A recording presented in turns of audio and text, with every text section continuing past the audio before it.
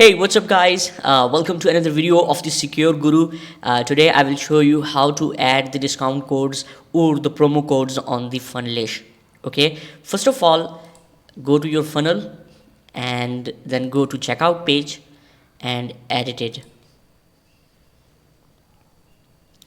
Okay, after that scroll down and where your order summary is, you need to replace it with the new order summary.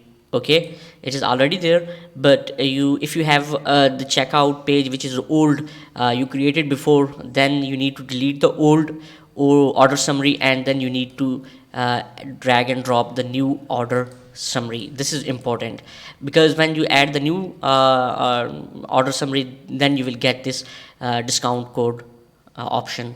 Okay, so after that, go back. Now we need to create the discount codes. For that, go to account and here you will see discounts.